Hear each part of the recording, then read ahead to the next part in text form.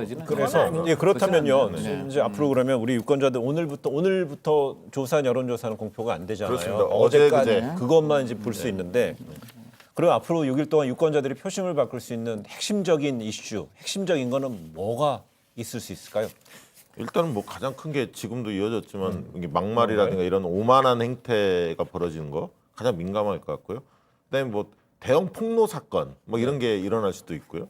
검찰발 무슨 어떤 수사 상황들이 공표가 된다든가 네. 이런 것들이 대개는 영향을 미치죠. 왜냐하면 올해 선거에서는 북풍은 없는 것 같아요. 과거에는 네. 또 북풍 소재도 늘 있어 왔거든요. 근데 이제 그 오히려 부분은 북풍이 역북풍이죠. 그러니까 이제 지난 지방선거 같은 경우에는 김정은 트럼프 정상회담이 바로 지방선거 전날 열리면서 오히려 북한과 관련된 내용인데 이게 어떻게 여당 지지층이 더 확장되는 그런 결과를 갖고 온 측면이 있죠. 북풍이 아니고 일을 잘해서 국민이 잘 그게 평가한 어쨌든 거죠. 북한과 관련된 요소이기 일반적으로 때문에 북한이 지금 북풍이라는 거를요. 어쨌든 그 보수한테는 유리하다고 보면 안 됩니다. 아니, 그러니까 햇볕 정책과 예. 관련돼서 그럴 수 있죠. 네. 네.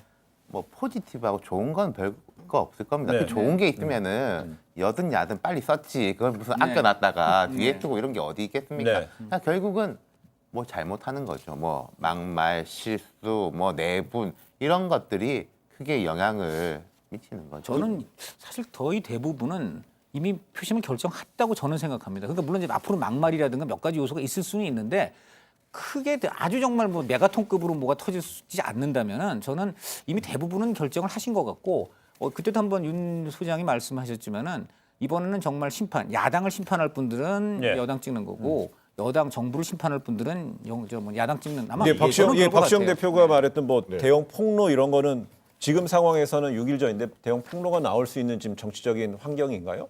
그건 뭐 모르죠. 사실. 모른다고 봐야 돼요? 모릅니다. 왜 여러 가지 사안들은 있는데 실제로 뭐 그게 폭로가 이루어질지 모르겠는데 저는 한 가지는 이야기 드리고 싶은데 여론조사라는 게 민심의 풍향계입니다. 네. 국민들이 이제 그걸 보고 아 민심이 어떻구나라고 간접적으로 이해를 하는데요.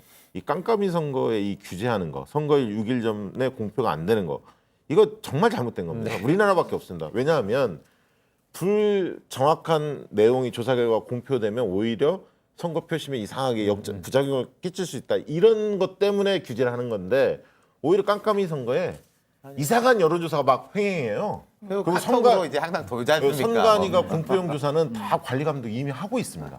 그래서 차제 이거 좀 바꿨으면 다만 좋겠어요. 정확도가 좀 저는 높아져야죠. 그건 중요해요. 이번에 코로나19가 모든 이슈의 블랙홀이 됐잖아요. 이 코로나19 상황에서도 이게 파묻히지 않은 이슈가 두 가지 있습니다. 하나가 신천지 관련, 또 하나가 N번방 관련입니다. 그래서 만약에 이 두 가지 혹은 두 가지가 동시에 혹은 하나의 어떤 폭로가 터진다. 근데 네. 팩트가 있어야 되죠. 그게 터진다면 영향 줄 것 같습니다. 그래서 네. 이제 궁금해요. 왜 집권 여당 대표가 뭐 주말에 뭔가 터질 수도 있다. 그런 경우에는 뭐 정치 공작일 가능성이 우려가 되고 그래서 대책을 세우고 있다. 이런 말씀을 저는 왜 그런 얘기를 하시는지 전 그 이해를 좀 못하겠어요. 우려가 되니까 했겠죠. 아니, 그럼 마치 뭔가 정말 터지는 겁니까? 그건 모르겠습니다. 근데 집권당 대표가 왜 예, 그래서. 2016년에 그 탄핵 이루어지기 전에 추미애 당시 대표가 군부가 쿠데타적인 무엇인가를 할 우려가 있다고 그때 폭로했었어요. 네, 네. 그래서 언론에 정말 문매를 맞았는데 나중에 보니까 사실이었잖아요. 그렇죠. 네. 문건이 발견됐죠. 네. 그렇던 결국은 알겠습니다. 뭐 여당 대표 이해찬 대표를 말했잖아요. 그렇죠. 그래 주말에 네, 뭔가 네, 뭐 나올 나온다는 수도 게 있다. 있는데 네. 거기에 대해서 뭐 최민희 전 의원의 분석대로 하면 나올 수도 있고 안 나올 수도 안 있고. 나올 수도 있는 거죠. 저는 그건 좀 지적하고 싶어요. 그럴 수도 있겠죠. 근데 저는 좀 여당한테 좀 답답한 면이 이런 거 느끼는 분들이 꽤 좀 있을 텐데 항상 왜 자신들은 여전히 좀 약자라든지 그건 뭔가 말씀이네. 핍박받고 공격당할 수 있는 그렇게 포지셔닝을 하는지 모르겠어요. 이제 이제는 뭐 총선 결과 봐야 되겠습니다만은 저는 집권 3년 차에 들어왔고 하니까 좀 더 안정적으로 그래요. 보이는 예. 게 좋지 않을까. 저는 정말 한 예. 가지만 지적하고 싶은 게 이거 여당 주변에서 이제 미투 사건이 많이 나니까 그 무슨 진보 농객 뭐 유명한 분이 그렇지 않습니까? 이게 뭐 우리를 향한 공작이다. 전 이런 얘기를 했지 않습니까? 왜 그게 공작이라고 그래요. 그렇게 얘기를 하는지 아니 왜 이해할 수가 갑자기 없어요. 그게 아니라 네, 갑자기가 아니라 그렇게 연결되는. 6위까지 돼- 얘기 듣고요. 공작적인 부분에 있어서 민주당은 영원히 약자일 수밖에 없습니다. 역사적으로 볼 때. 그리고 현재 권부가 그렇습니다.